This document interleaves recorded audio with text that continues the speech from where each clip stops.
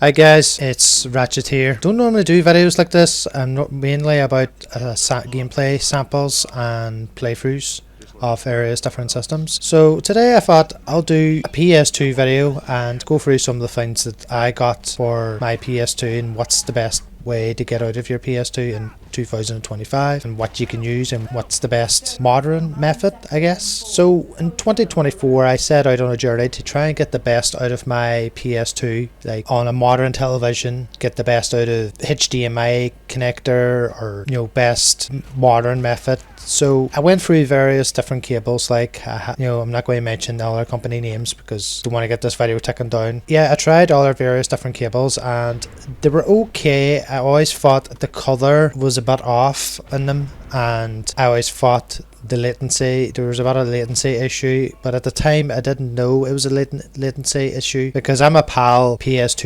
user and a lot of our games over here were 50 hertz, and I just thought maybe it was a 50 hertz thing on the games. I thought maybe we just forgotten how that PS2 games were played back in. So I went on, I tried all their cables, same result, and I came across a RAD2X. A RAD2X is upscaler. It's a 2 line X upscaler. It has the same technology as RetroTank and it has an FPGA chip on it, so I bought that there, and the noticeable difference was instant right away. I couldn't believe it. Like it was amazing. Like it just felt like I was playing the PS2 just like what I did years ago, and I highly recommend getting a RAD2X. RAD2X is amazing. I started doing gameplay footage samples for the RAD2X on my YouTube channel, and I could never get the quality to kind of look right on the YouTube video because it wasn't looking the same as what I was seeing on my television, and I couldn't figure it out at all. And what I found out was that when you upload a video to YouTube in 1080p, you're on the AVC codec format, and so that was butchering my quality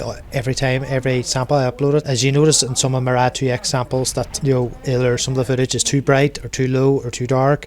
I can never get the right calibration. They try and sort it, so I needed to get on the other codec, the VP9 codec, which everybody else is on. I'm not a big YouTuber, so I'm forced to use the AVC one. The only workaround I found was that you had to get footage recorded in 1440p. So any footage you record in 1440p, you'll get the VP9 codec. So the VP9 codec that you get on when you upload a video on YouTube, it's just exactly what it is, but what you see on your TV and what you experience. So I ended up purchasing an M Classic. Now I don't recommend everybody get an M Classic. I only used it for recording purposes, just to kind of show, because that kind of that there shows the footage of what the RAD2X actually looks like on my TV, and it was the only way that I could do that. If you're curious about the RAD2X footage with the M Classic paired, if you go down the RAD2X playlist on my channel, go down where it says Crash Bandicoot Wrath of Cortex Updated. If you play the playlist from there it's all the correct colors and correct brightnesses and all that there, and the correct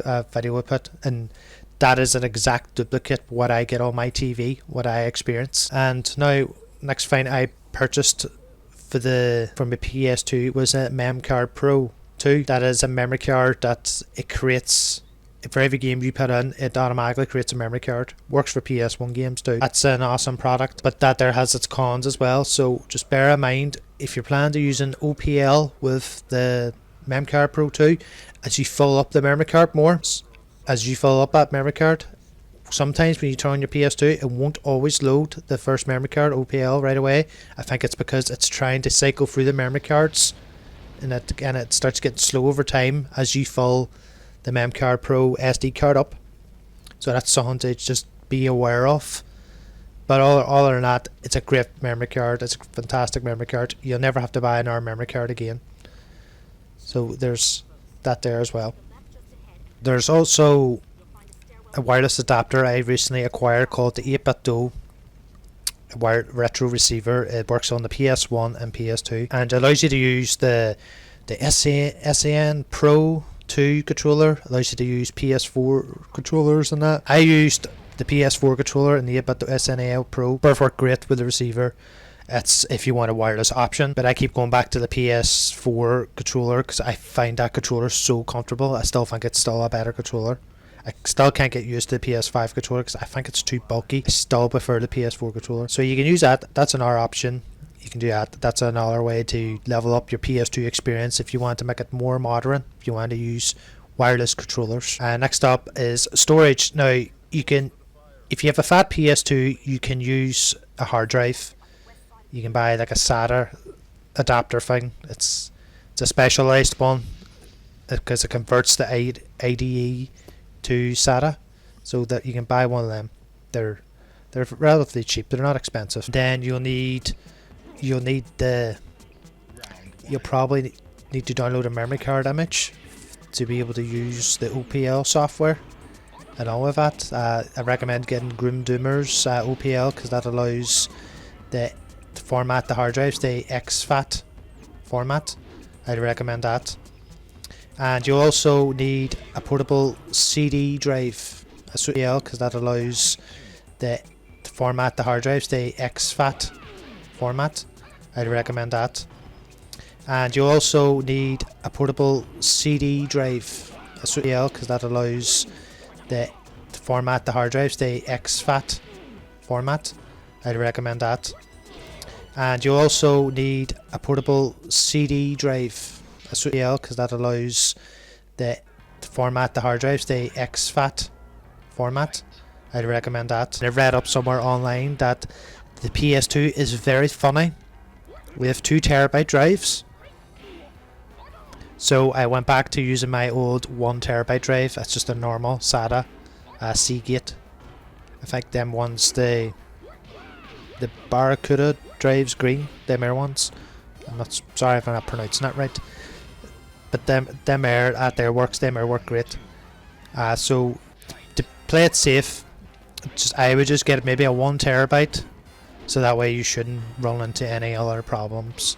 I'll have photos here on the screen anyway, just to show you what I have.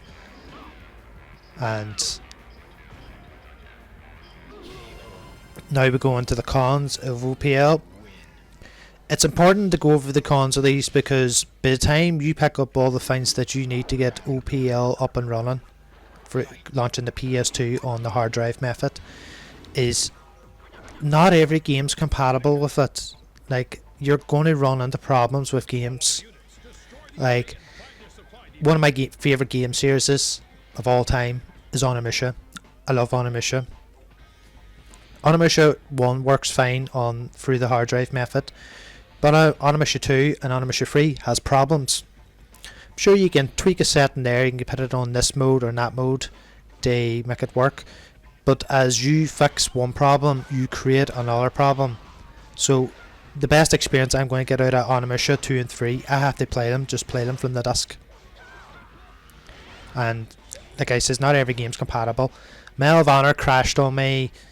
Medal of Honor Frontline crashed on me after I finished a level every time. I had to look up a setting to fix that. Return to Castle Wolfenstein crashed on me the minute I paused the game. It just crashed, it just froze. And what else? Splinter Cell, Pandora Tomorrow. Could not get it to work. It just wouldn't work. It just got a black screen. Right? And this is also another thing to be aware of. When the hard drive is connected to your PS2, it can stop disk games from working.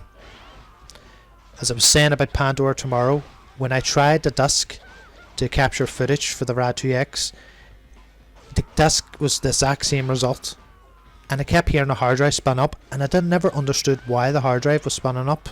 So I disconnected the hard drive, and the disk of Splinter Cell Pandora Tomorrow worked then. So that's also something to be aware of. I don't know if it does it with any other games. That's just my experience, what I've encountered. What else didn't work? You can also do cheats. There's like cheats, like a cheats file you can download that puts games into widescreen. It works with some games, but it doesn't work with all of them. Like Baldur's Gate, like I did a playthrough. You can look at the playthrough of Baldur's Gate Dark Alliance. As you notice, I have that game in widescreen with the cheat file, but it makes the game a glitchy mess. Like, it was really glitchy. Near the end of the game, it got so glitchy. Like, as the draw distance, I saw a furl on the screen. It got so glitchy. In Star Wars Battlefront 1, I had this similar issue where it was widescreen for the most part of the whole game with a cheat file, and when you got into a tank, you start seeing these glitches from the left and right sides. These glitches. Yeah, so that didn't work great in those games, but the games that did work on, like, it worked great on Devil May Cry and Silent Hill 2. So yeah, so it works for some games. So it's okay. Like, it works for some games. So those are kind of like the kind of cons and pros, with the hard drive method. I'm explaining this into the video because, like, you have to buy a hard drive, you have to buy a CD drive to back up your games, you have to buy, you'll need a free MacBoot card, or you can download an image. If you have an MemCard Pro 2, you can download an image. Like, all this, it's one of those decisions that you'll have to make, that, is it really worth all this money just to maybe get some games working but not all of them? But when the hard drive does work, like, it's fantastic. It does work great. Like, it does work great. Like, if you really want to preserve your disk drives, because some disk drives and PS2s now are starting to fail, so it is a good option. Next, we'll move on to we'll talk about the PS2 Slim. Now, there's no hard drive method for the PS2 Slim unless you hard mod it. You can get an MX4 SIO. That's like a memory card that you can put like an SD card on it, and you can back up you can use OPL on that. Now, before, people wouldn't really use it because you only had one memory card slot then, and your one memory card slot had your OPL, and you didn't have enough space to save. I know there's a virtual memory card option, but even that there has problems too in OPL. But if you have a MemCard Pro 2, that solves all that problem. That solves everything. So MX4 SIO also has compatibility problems. The way to compare the two is the hard drive method has most or more compatible games that works with it, and to be less games compatible with the memory card method. So that's the option for PS2 Slim users, if that's another option that you want. As the footage you're seeing now on the screen, that's all recorded from the Rad 2X, and if you're fingerpicking the Rad 2X, that's what you should get on your television. Another thing to kind of note as well, I should have covered this earlier, the M Classic. I used the M Classic along with the Rad 2X to kind of get it up to 1440p. Now, I can't recommend the M Classic to anybody because it's going to be 50-50 for everybody. It's going to work fine in some TVs it's not going to work fine. The issue I had with the Rad 2X with the M Classic was when the M Classic was on and when I had it on retro mode, when I tried to change the black levels to my TV, it wouldn't let me change it. It would not let me change from the color range from low to normal. So the Rad 2X, the M Classic forces devices on the black levels on the TVs too low, and that's a problem. And the only workaround I had to get that solved was feeding it through the capture card, and that was the only way that it allowed me then to change it from low to normal. So that is the issues that you would come across with the M Classic, and I can't recommend it. I even had bother trying to get it to work with my 4K Elgato capture card.